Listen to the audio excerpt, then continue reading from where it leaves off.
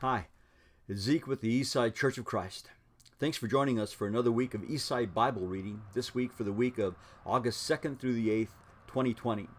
As we begin our reading this week, taking a look into the entire book of Jonah. Of course, that story is familiar to us. Jonah is sent to Nineveh of the Assyrians with a message of repentance.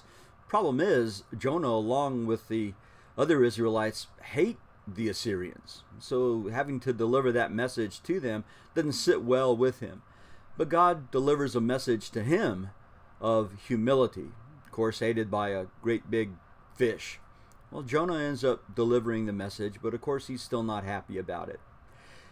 What's amazing is that the entire city heeds the message from the king on down. That's a marvel in itself. But of course we shouldn't miss the greater story, which is the story of God's love and concern for the whole world. As we continue our reading in the book of 2 Kings, 2 Kings 13 continues with the wicked kings of the north.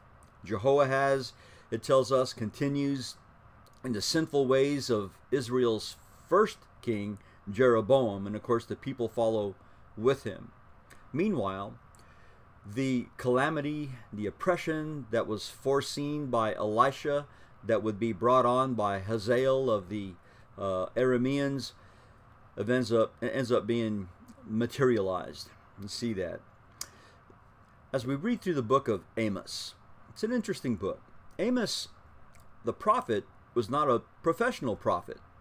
He was a shepherd who lived in the region of Tekoa, near Jerusalem, that supported himself not only by being a herdsman, but also by taking care of sycamore trees. Nevertheless, he sent to the northern kingdom of Israel with a message of judgment.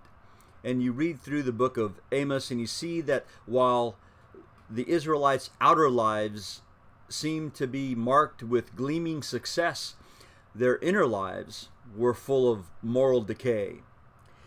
And the time of their judgment was ripe. In one vision, like a basket of ripe summer fruit. In another vision, God's standard would be the plumb line that would judge them.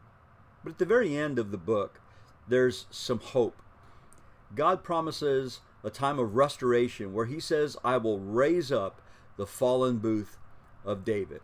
Of course, that happens when Jesus, the Messiah, comes.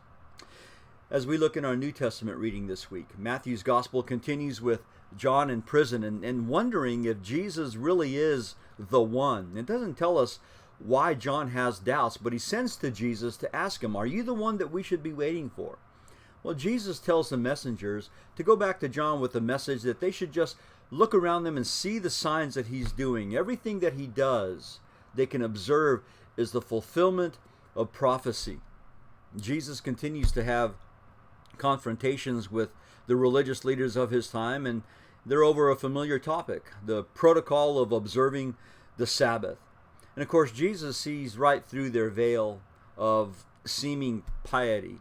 And when they ask for signs from him, he tells them they'll get a sign. It's going to be the sign of Jonah, which of course is going to be Jesus' resurrection, which is the ultimate vindication of the claims that he made. As we continue in Matthew chapter 13, we see a chapter where Jesus teaches extensively in parables of the kingdom. And in these parables, he warns of coming judgment, of weak disciples, talks of the power of the gospel, and its great value. And as we continue into Matthew 14, we have the sad story there of John's execution because of his bravery in speaking truth to power. But of course, the price he paid comes in full at the hands of a cowardly ruler and his vengeful wife.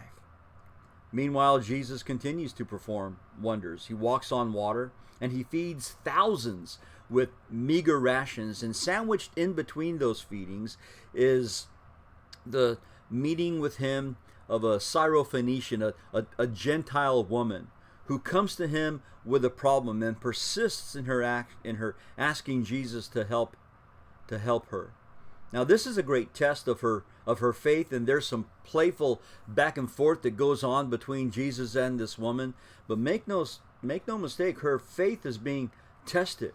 But she knew that Jesus would help her if she persisted And so she did.